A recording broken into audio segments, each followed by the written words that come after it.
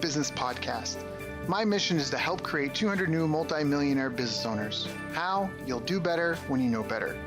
In my interviews, you'll hear from self-made millionaires, seven-figure business owners, authors, and world-class experts sharing how they did it so you can too without experiencing the same obstacles they did.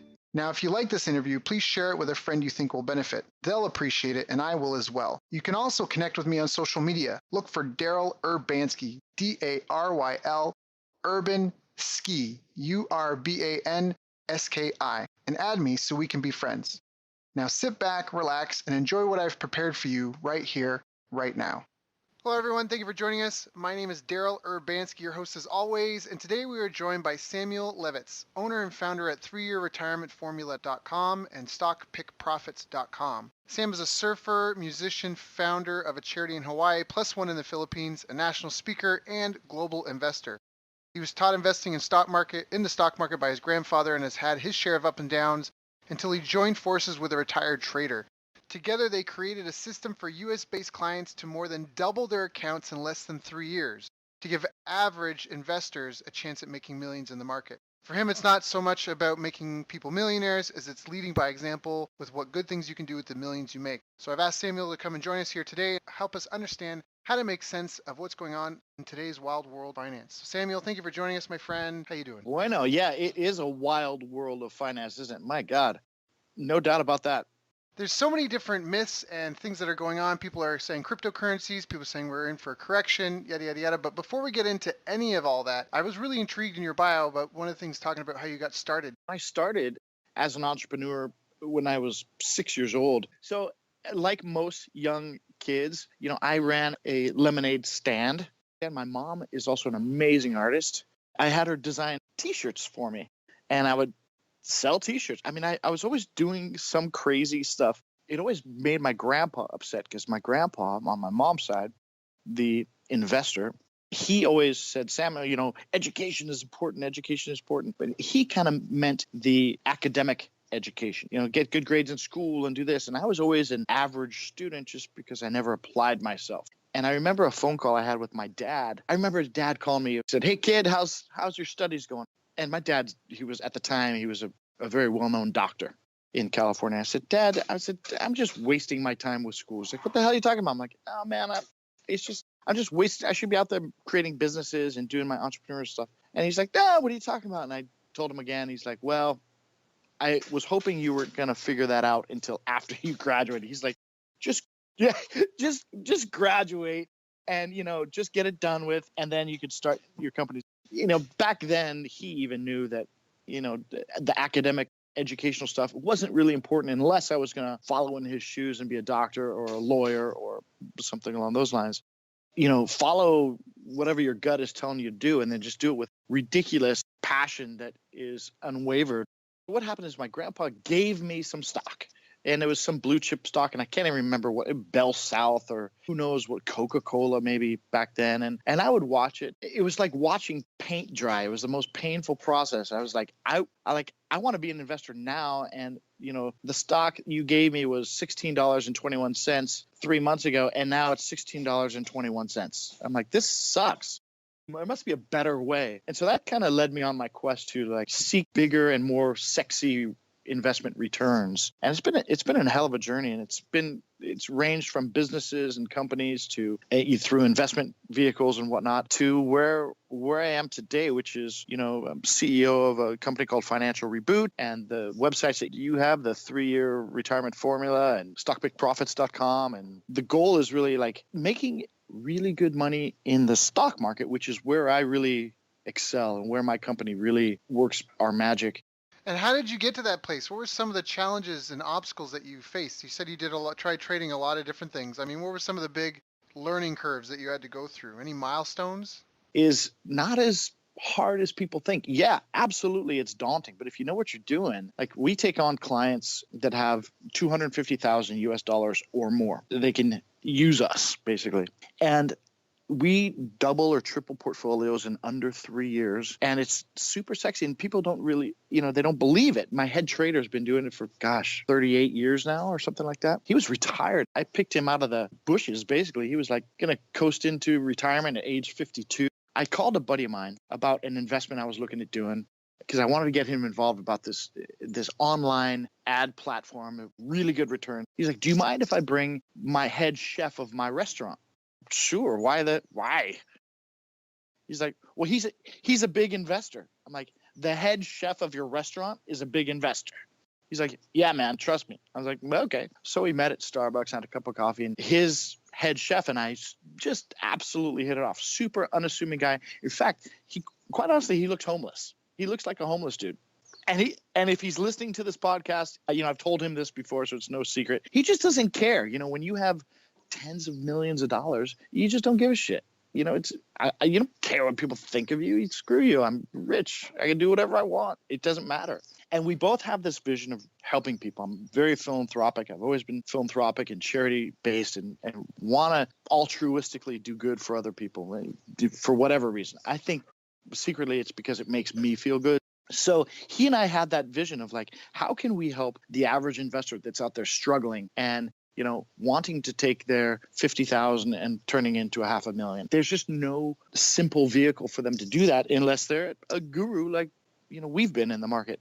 That's kind of why we built our company and structured it the way we were. And it's awesome, dude, when you can kind of pat yourself on the back and take a client, see where they were, just like, you do with your online companies, Can you explain some more of the common mistakes you see people making? You say that they basically are gambling it. You need to remember you're in a marathon and not a sprint. In the early days of my investing, I would say I would gamble, basically, which is what most investors in the market do. They gamble, much like Bitcoin. Oh, Bitcoin's going up. Let's throw our money in Bitcoin and see what happens.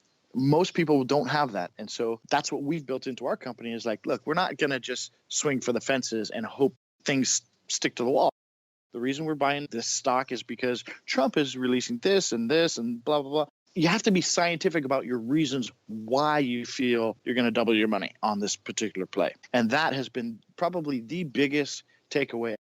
Get my emotions out of it and say, Samuel, why? And of course, my head investor, he heads my research team and all of our stock.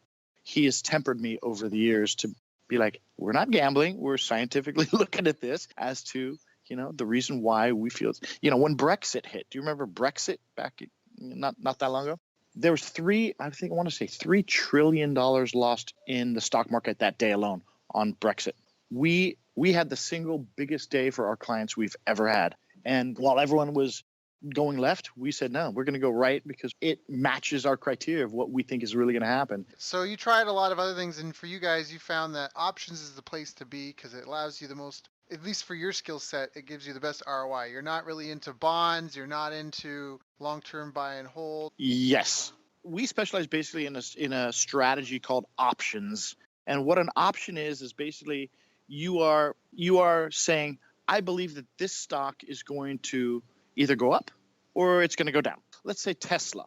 Okay, everyone knows Tesla. So we say we're going to do a stock option buy on Tesla because we think they're going to just blow out their earnings. Therefore, we're going to buy an option thinking that their stock is going to increase X amount. And so the beautiful thing about options, and I'm trying to be as layman here as possible, but the beautiful thing about options is that for a very small amount of money, you can buy options for 5 cents, 10 cents, and one option contract is equal to 100 shares of a company purchase. So I could buy Tesla. I don't know what Tesla's at today. I'm $110 or whatever it is. I could buy one share of Tesla for $110 as an example. And let's say it goes to 115. Well, great. I made $5, but not everyone could buy Tesla stock. Berkshire Hathaway is a great example of that. And so instead of buying the stock, I buy the options. We buy the options, which is, again, one option contract is equal to 100 shares of the stock. So you don't need a whole lot of option contracts to make a killing. We regularly do double-digit, triple-digit returns in a matter of days because we're playing the swings. 95% of our own portfolios and for our clients, we love options. Why? Because we get the fastest return. We get double or triple digit returns. If we lose on an option, which we do lose on options, okay, there's always losers. We don't bat 100%. But when we do lose, it's a teeny tiny minuscule amount. Like I said, you don't have to risk a lot of money in an option play for the chance to make a lot of money. So that's why we love options. Now, we also do long-term hold. So getting back to your question, do we play long? Yes, we do play long. Like if we see something that's going to build to a 4%, a 4-digit return, like 1,000% return or more, which we've had several of, we'll go long with our clients and our own portfolios. Absolutely. This cannabis one we've been in for several months now, and it's set to go from 90 cents. We're looking at a $10 valuation sometime this year. It's going to be just huge. And how we structure our clients, for our clients that have 250,000 or more, what we do is we build these option wins in their account, build. And then as we build them and as we're making them all these profits, we'll take some of those profits and build in a long-term play with what we call a dividend paying stock. So and this is how we've built multi-millionaires with no work, because every month these companies just pay dividend every single month. You just get free money from them every single month. It's a steady stock, so it's not going to go down and drop or lose your value. We like to play with house money. So if your $250,000 account after month one is now $275,000, you've got $25,000 of house money that we typically utilize to rebuild and compound interest into more plays and more wins and more dividend paying stocks. And so the amount of money that we're actually risking in your account is very small, because we believe we build it. And we also love to keep cash in our client's account. Like they might have $1 million account, but it's not necessarily $1 million worth of stock. It might be, $400,000 worth of stock that we're playing at any given time. And the rest is sitting in cash. Now, some people say, well, why don't you leverage that? Well, life happens. One of our clients had a medical emergency and they needed cash out. Boom, we were able to dish some cash out. This is the whole reason you invest, is to have your cash work for you to do what it is you want. I love the investment game. It's such a beautiful thing. And I'll tell you what, most of our clients are like I was and like you are, I would imagine, which is a busy entrepreneur. We're busy building our companies and doing this. I run 4 companies, for crying out loud. And what entrepreneurs don't understand is, what do when they make money in their business? They reinvest it right back in their business because they want to keep building their business. But what they don't realize is you need to be more multidimensional than that. You need to take some money out of your business as you make your profits and diversify and reinvest that in another vehicle. And this is why a lot of our entrepreneurial clients are so thrilled, because they never take money out of their business, because they're always kind of plateaued in their company. Where if now we kind of train them, take some of the profits, use that to invest outside of your business and watch what happens. And so they're just really excited that now they have 2 major asset investment classes, their company and their personal investments, that are, growing at big rates, which is really fun. That's a really common thing, and I had that problem in my teens, but fortunately, someone once convinced me to not spend more than 70% of what you make, which is similar to this, although Jim Rohn's got a thing too, the 70-10-10-10 plan. 70% you live off of, 10% is active capital you spend to try to grow into more money, 10% is passive capital, something you would give to someone like yourself, or exactly what you're talking about. You would put the profits into some sort of ROI, some sort of producing asset, and then 10% you give away to charity. One for sure, I believe, is to diversify. Like we just got done talking about. It's so important for entrepreneurs. Some people have different views on this. I know what Warren Buffett says about putting your eggs in the basket. If you as an entrepreneur can build your company to the point where it is making profit, whether you're a small digital marketing agency or you run a car wash or whatever it is, you want to take a portion of your profits and use that money to invest in an ROI type of return, an ROI type of investment. Put it in a vehicle that's going to give you another return. I promise you that if you just can carve out a little bit of profit or time, give somebody a smile, it doesn't matter. Just if you carve out time on a regular basis to give back and enhance someone else's life in some small way, I promise you that your business will benefit from that in a big way, rather than just being so inwardly focused all the time. Because I know what it's like to try and build a company and bootstrap everything. I totally get that. But we got to remember too, and I learned this a long time ago, and I'm glad I did, that is that the more inwardly focused we are, especially at those times when we're building our company and trying to get profit and whatnot, we're actually being poverty conscious. We're pushing our poverty consciousness out there. So when we carve time out to give to others, what are we doing? We're doing the exact opposite. We're promoting prosperity consciousness out there to bring more of that into our lives. So you guys, I promise you, this is a spiritual law that works every single time. So if you're struggling in your business, carve out a little bit of time regularly to give back in some small way, whatever way you can. Don't kill yourself for it, but just make it a part of your regular routine. So let's talk a little bit about some of the people that maybe even the entrepreneurs. What are some of the habits that you feel the most successful people that you've dealt with have? Like whether they're clients or just people that you guys try to emulate. What are some of the habits that you feel have led to the level of success and the predictability that you guys have? Well, it's interesting because with the financial markets, there's so much going on right now, man. I mean, you talked about Bitcoin and cryptocurrency earlier, which is a huge X factor, a huge unknown in many people's eyes, and certainly in our eyes at Financial Reboot. We are now playing cryptos in a different way than the millennials are playing cryptos.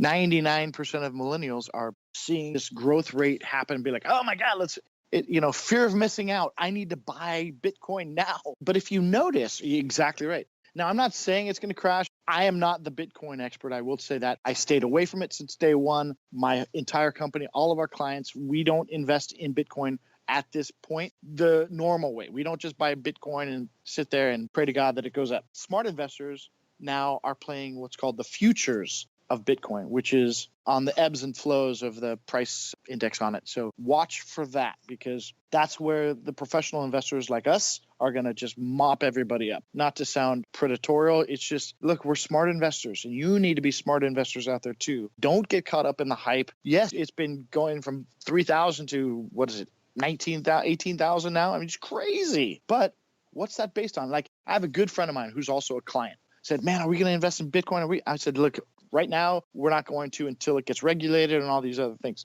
So he took some money and started playing Bitcoin. And I said, you just got to remember, look at the supply and demand of Bitcoin and cryptocurrency. People buy it, but are they selling? Is it being traded? The answer is no. The only time people are selling their Bitcoin is when they have a crisis or they need cash for something and they have to sell Bitcoin. In fact, the 70-10-10-10 plan I talked about, I don't necessarily measure it, like the 10% to charity. I literally just, when I come home, I tend to put my change in a jar, and then I tend to do things with that change jar. I'll buy people lunch. I'll just give the jar to someone on the street, something like that. Just something that's built in and easy to do on a regular basis. I wanted to ask, what do you see as the future trends of your industry? What's going to happen in the next 5-10 years, do you think? What we tell all of our clients is that never risk more than 3 to 5% of your entire portfolio, whatever you're investing. Never risk more than 3 to 5% on any given stock pick or any given play.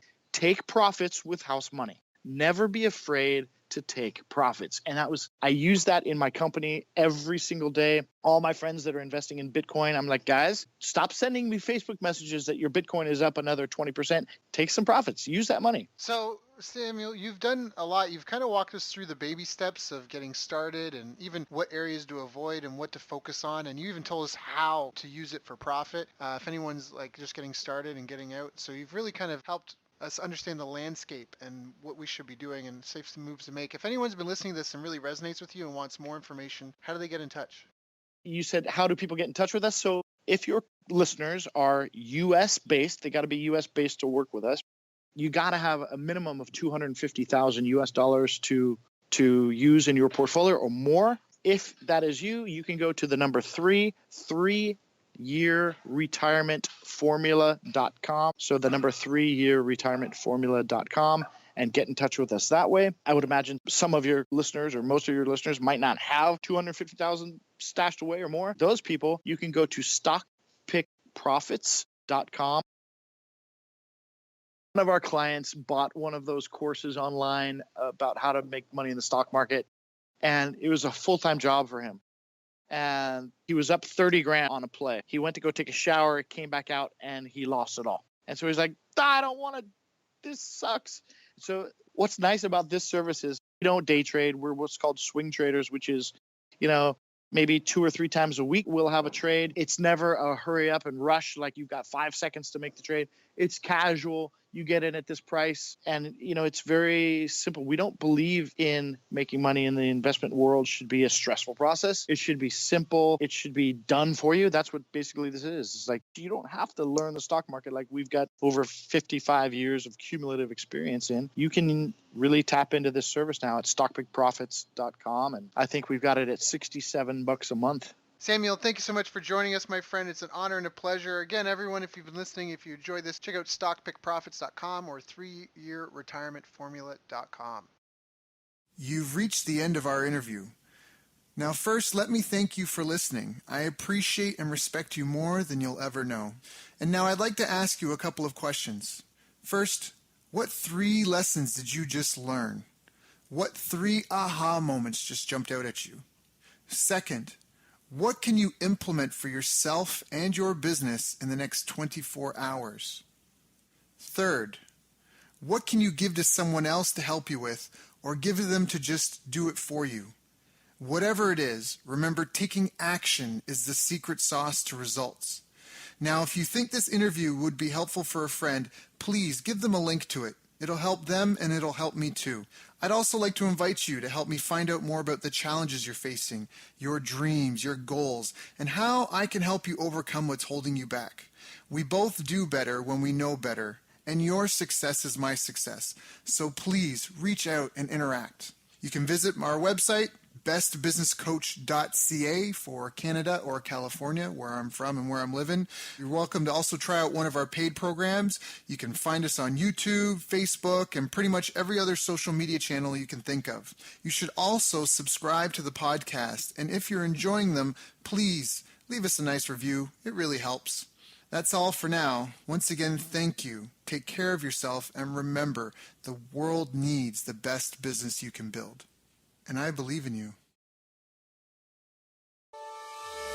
Hi, I'm Daryl Urbanski, and welcome to the Best Business Podcast. My mission is to help create 200 new multi-millionaire business owners. How? You'll do better when you know better.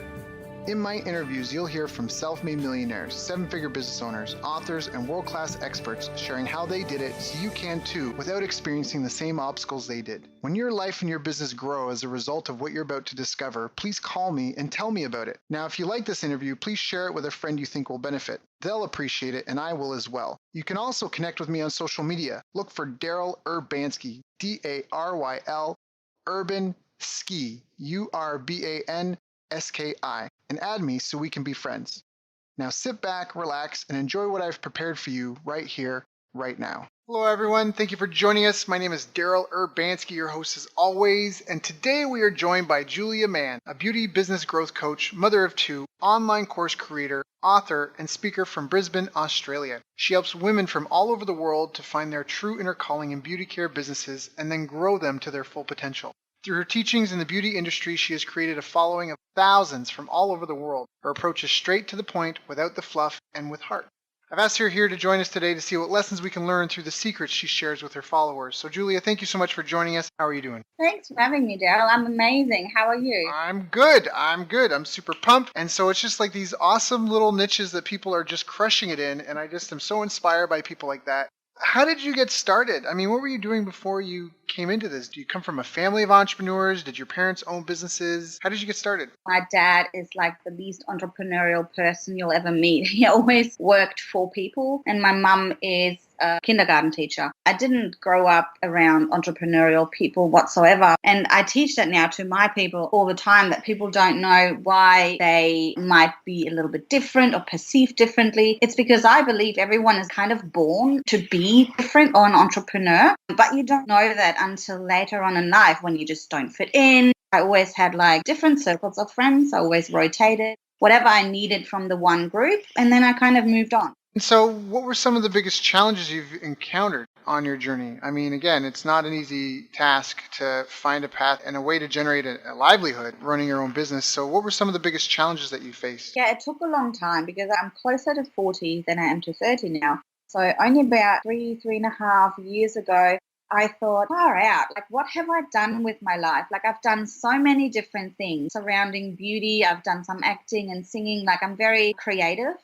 And I was always kind of stuck in the beauty niche for like 15 years or so, but trying out so many different things. And I was always busy. Like I was working many nights and weekends. I hardly had time for the family. I was like, how can I make a loss being so busy? And so for 2 weeks straight, I was really depressed. I cried and I was like, what am I going to do for the rest of my life? I'm still young. I don't want to go work for other people. So I decided then and there I needed help because obviously I have no idea about business, social media, marketing, branding. One of my mentors, he said to me, if you have no idea what your true inner calling was, something that you were born to do, just ask closest friends and family and ask them. And I literally said, okay, fine, I'll do that. So I wrote them a message saying, look, I'm kind of at my wit. And what do you think I should be doing? Or what do you really think I'm really good at? What are some of my qualities that you see in me that could make me successful? All throughout the board, everyone came back to me and said, Julia, you're really, really good at teaching things, even though obviously I wasn't a teacher back then. But we just have a way of explaining things so easily that everybody understands.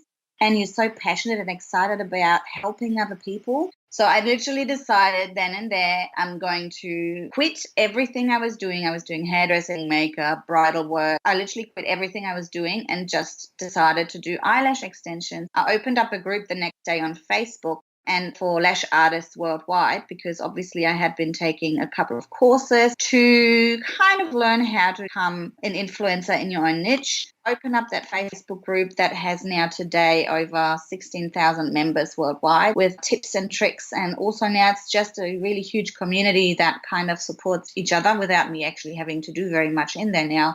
In the beginning, I did a lot, obviously. And because I was in there and I offered my teachings or my tips for lashes for free, people started to ask if I could actually train them, if I had any training courses, which I did 4 or 5 months after having the group. I literally wrote a course and I had people come in and pay me like $2,000 for 2 days to train with me, which was like unheard of. Like I hadn't made $2,000 a month before. Because that Facebook group was also worldwide. I had lots of girls ask me from overseas, well, why can't you do an online course for us? So I'm like, sure, I can do that. So I wrote an online course which launched. That's what I have been doing for the last 2.5 years. From there on, people ask me, how do you do that? Getting people interested in you and what you're doing. How did you find out what you're really good at? How did you manage to build such a successful business in the end? So now I am actually coaching people on that as well and actually kind of moving away from just teaching the beauty side of things.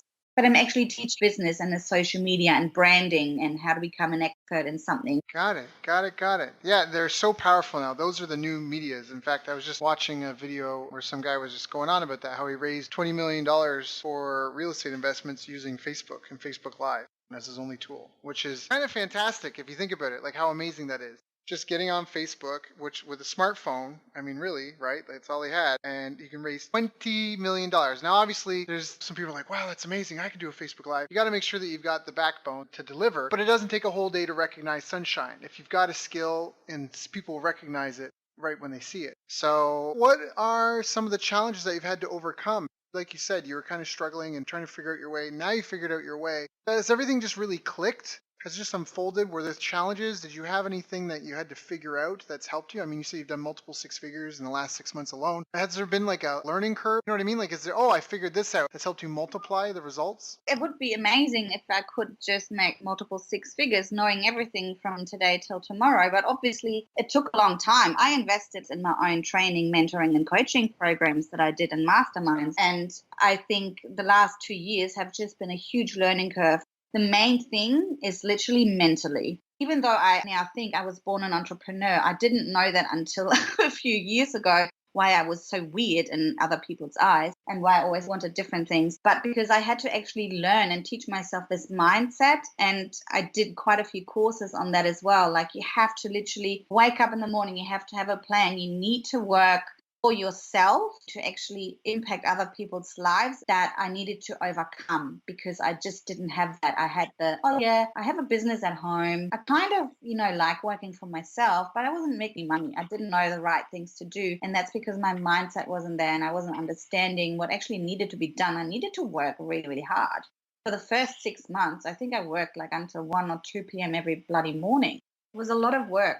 hurdle when you have a young family to say it is okay to invest that much time and money into your business as well, but you will get so many rewards by doing that. Like working every single day, you just got to get up and do it. I love that. I'm a firm believer that it really comes down to just being an entrepreneur. Money is great, but honestly, I know people that have made a ton of money and they're miserable. I know people that are broke that are super happy. My personal philosophy is be about the process, be about the grind, be about the waking up and just having a day that you could do Monday to Sunday to Monday again without having to need a break. Maybe you're not working a 12-hour day. Maybe you're working a 6-hour day, and then you make some time to be with your kids, and you make some time to watch your favorite show and whatever. But it's a day that you could grind out 7 days a week. And every single day you're putting effort towards your business. Every single day you have to try to identify, all right, I've got these 5-6 tasks to get done. If I only get one of them done, which one's the most important? And trying to focus your entire day on that single task alone and not deviate off it till it's complete, which can be really tough. There's all sorts of excuses and interruptions and things that get in the way.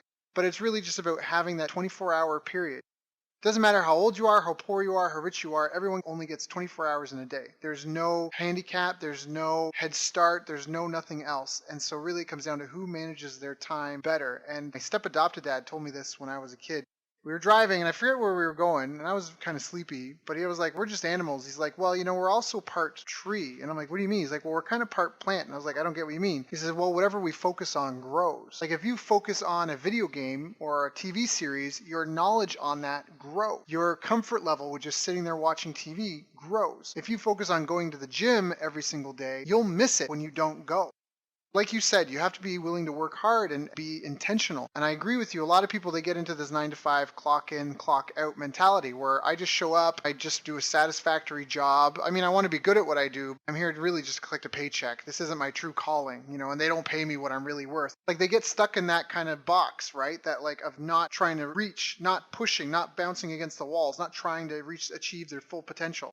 And so then when they try to be an entrepreneur, they kind of bring that with them. Well, I've had a hard day. I should, I did enough. I should probably stop, My girlfriend and I had to put in rules so we made sure we got enough sleep because we were like, we have to make sure we actually sleep because we would just work. We would work all night. Another thing that you're just talking about time. This was another big, big struggle for me in the very beginning because I used to be such a perfectionist. And one of my coaches actually taught me you have to take massive imperfect action. But another thing was the time where I really struggled in the beginning because I was such a perfectionist was to actually let go of some of those tasks that I should have been outsourcing for months and months and months before that. I have a full-time virtual assistant. I think I told you about her. She's amazing. Without her, I would literally be lost. I wouldn't have a Facebook or an Instagram account. Like she does everything for me now so that I can actually work on my business and not in my business and work on the tasks that make more money or do like strategizing myself or I come up with new course content or I go live in my groups and support all my clients. I literally try to do everything by myself and I was totally burned out. Whoever is listening to the show, I would highly recommend, especially if you are in the beginning of your entrepreneurial phase or stage in your life, you need to find people to do that sort of stuff, your emails, your social media posting, your designing. You can't really grow your business if you don't make room for team or team members. You can't. Right. I think you might remember I said this before. I've been really big on this as of late, and it's multiple teams of income. I had a guest on here, Brad Martineau, great interview. People listening may want to go back and listen to that. But he said it, and I love it. He says, when you look up the word entrepreneur in the dictionary, what it says is a person who organizes a business or businesses. What it doesn't say is a person who answers the phone, mops the floor, makes a sale, does the bookkeeping, cleans the toilet, delivers a service. Like it just doesn't say that. That's not what it says. It's about building a team. And so that's where you have to get into the mindset that you're here to provide a solution for a group of people. You're not here to be all hail Daryl, all hail Julia, all hail whoever. It's about delivering a service and solving a problem for somebody. And if you're working too many hours, then maybe you need to build your team because it's not just about you. It's about the problem that you're solving for a certain group of people. That's what they're paying for. And some businesses are guru businesses, but even then, there's a lot of people that have coaching programs and they're not the one doing everything. They step in. It's like a surgeon. The surgeon might have to make the incision on the heart and do the stitching, but they don't put the person under. They don't cut them open. They don't prep them for surgery. And even after that part's done, they don't do the rest of the stuff. They don't close up the wound. They don't do the stitches. They do what they have to do. They're in, they're out. They move on to the next thing because their time is valuable. And they're the only ones that can do those high level things that you mentioned. And that's where the highest impact, highest value, time and energy and effort is. So what you said is really, really, really important, and I really hope resonates with some of the listeners. Start thinking about multiple teams of income, not necessarily multiple streams, but multiple teams of income where you've got teams of people accomplishing goals and objectives. And then that's where the sum is greater than the parts. And that's where, because you have a team, you're able to do things that people couldn't necessarily do individually. And that's why people come for you for your product or service.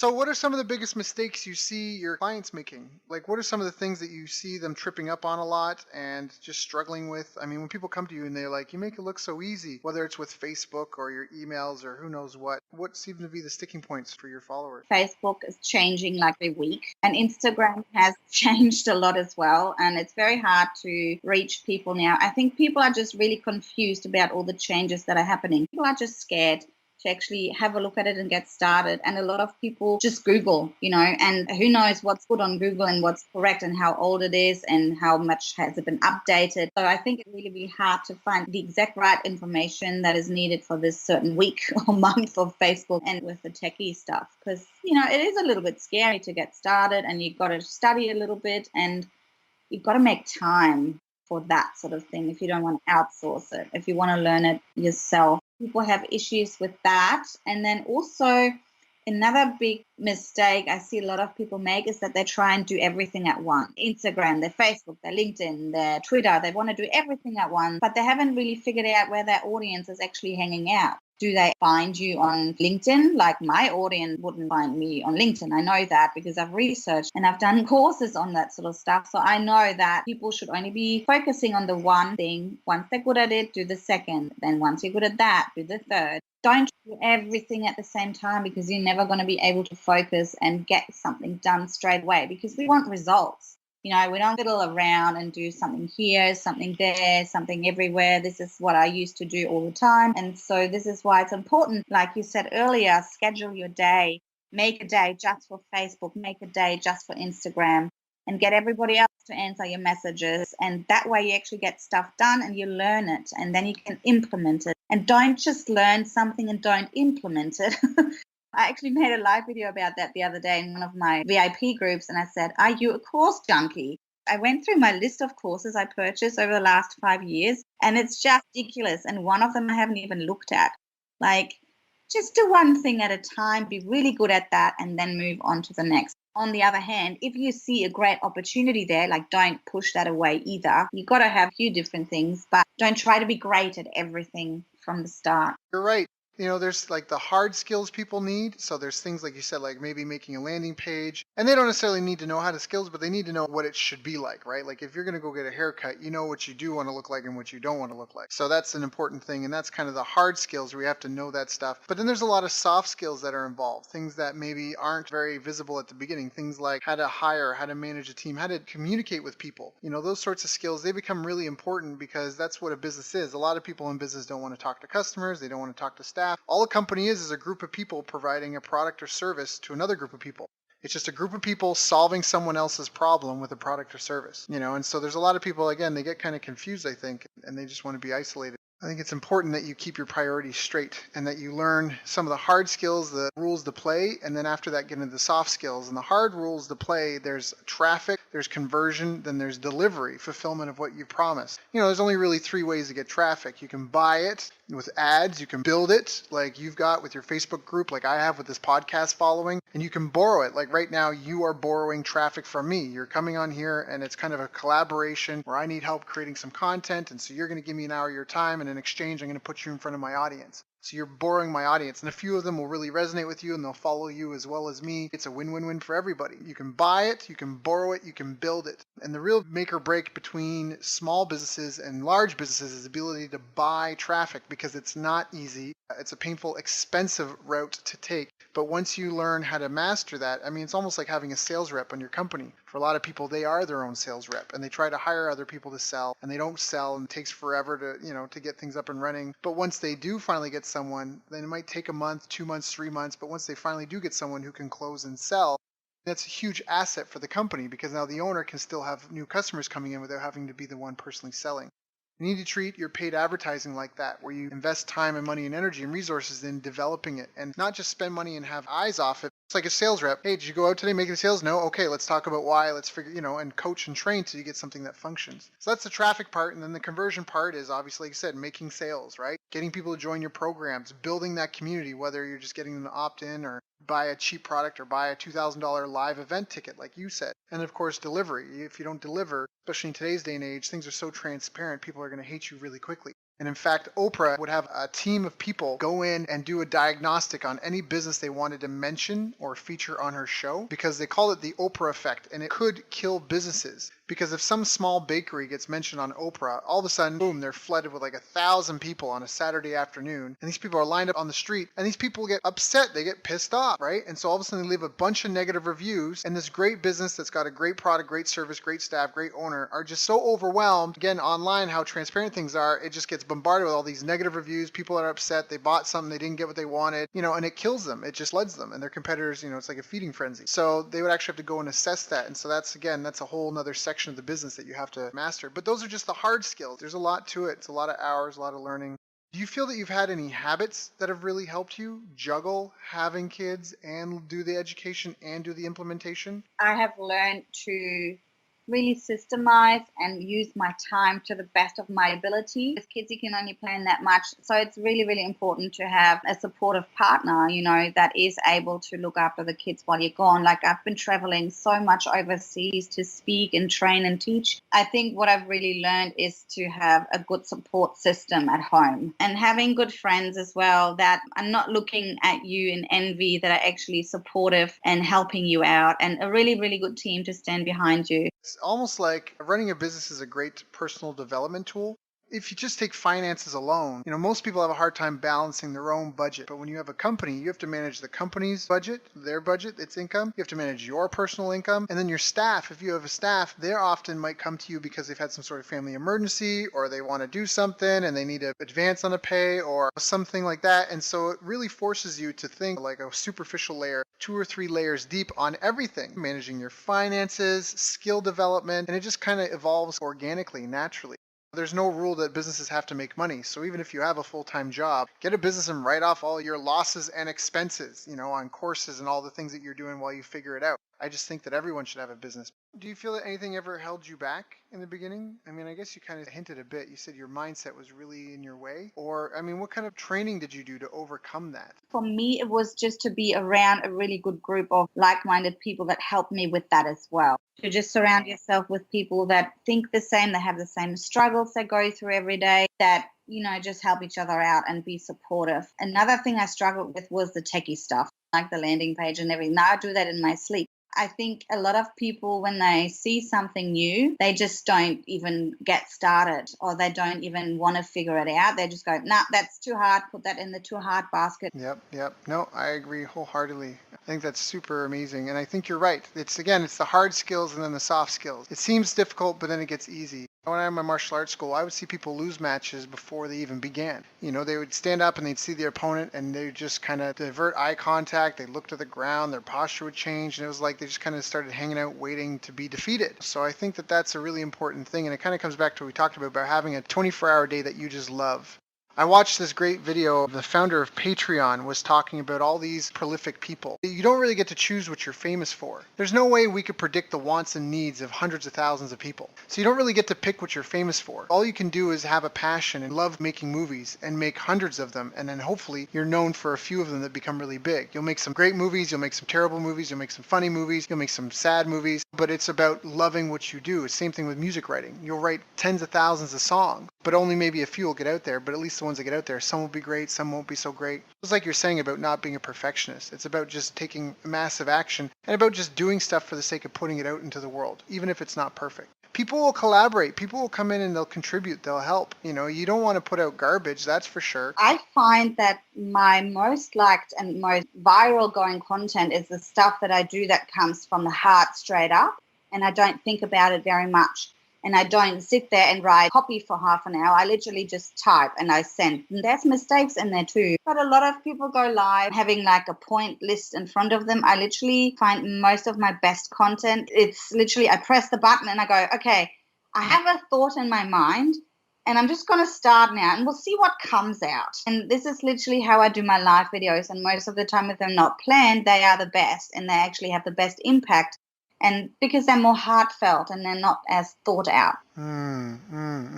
People can sense your authenticity and they resonate with the realness. That's something that I noticed. I know some people that do a lot of marketing, like paid ad marketing, and they said on Instagram, at least with the paid ads, that the non-polished stuff looks the best. If you use really polished images on Instagram, it doesn't resonate with anyone. It just seems it's not real. You know, it's just too new, too different, too something. It's just not real. It's not someone in their neighborhood. It's not someone that they can empathize with and see themselves. I mean, people want to grow into their role model. So Julia, you've been so helpful and so forthcoming, and you've really given a lot of content, gave us a ton of stuff to talk about. We talked about the value of taking massive action. You broke down how mindset is so important, how you visualize success every day, how you're not afraid to work really hard and be willing to invest in your business in terms of time and money. Even if you have kids, you're not necessarily taking from them. You're actually investing in a future as long as you don't give up and you surround yourself with a coach or a mentor and like-minded people. Those are a couple of your secrets of success. And you also talked about how you just found out your true purpose by asking other people, hey, what am I really good at? What do you think is my calling? And then you kind of pursued it just organically, like you said, just playing around like a hobby, and just built an organic Facebook group, a group of people that were into what you were into, and then just tried to help them. And after helping them, they asked you, hey, could you do some training on this? And so you did a training event and maybe asked around and got some tips on what to price at, and people bought it. And the people that couldn't make it were like, hey, can you do an online course for us? So you really just broke down how to build sort of an organic business and how to overcome some of the major obstacles that people face. So you've been really helpful, extremely forthcoming.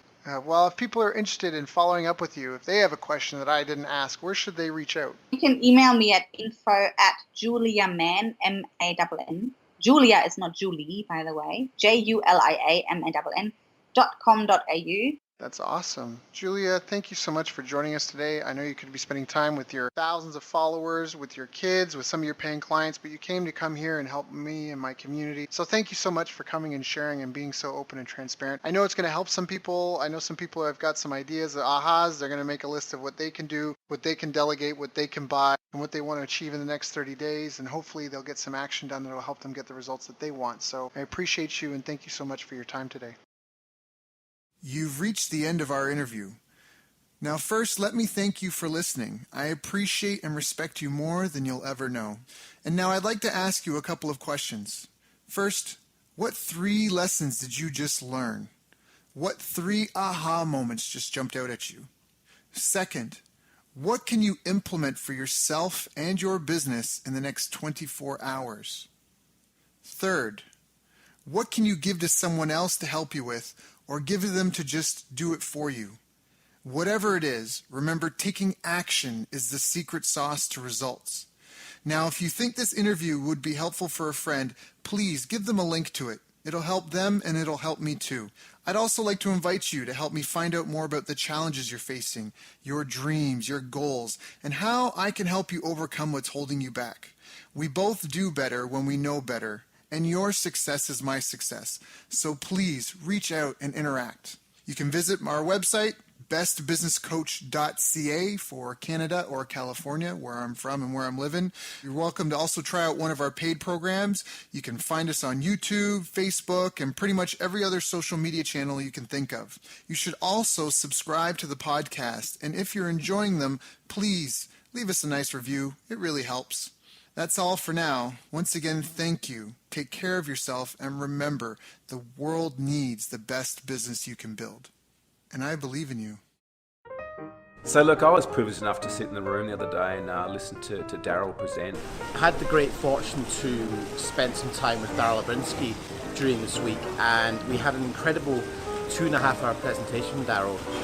Daryl was amazing. I got so many little nuggets of wisdom. I hadn't heard Daryl speak before, but what struck me from his presentation was he's one of these hidden masters in the internet marketing world who's worked on some pretty incredible launches. Daryl has a ridiculous amount of knowledge. Daryl Abrinsky's presentation was absolutely great. I really loved an incredible knowledge of numbers.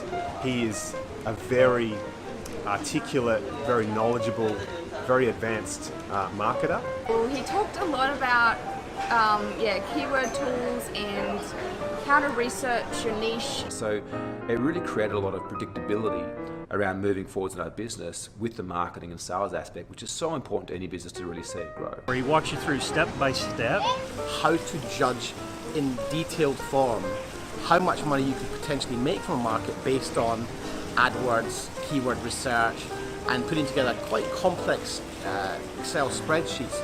And what I took away from it is not only understanding your niche market, but also looking at and breaking down and going, am I working with the right niche? Is there enough demand there for me to be able to reach my goals? And doing that hard research. There's a lot of gurus out there that present you a lot of the why and the what, but they don't necessarily give you the how. And what I really found with Daryl's presentation, there's no holding back. There was no holding back the screens or the curtains. Like, everything was given to really assist us. His feasibility and due diligence is incredible, and he was able to show us in a really short space of time how to cut through the overwhelm. You're giving us the exact tools that we can use to test something before we even go to start testing it by spending money on it. One of the biggest nuggets that I got out of his presentation was that when people pay, they pay attention, and when people pay a lot, they pay a lot of attention. I just love that. I think that's a great way to look at how to price yourself. And he was a great speaker, lots of energy, and it was really great to spend time with him. Honestly, phenomenal presentation. I would love to catch up with him, next time I'm in this part of the world.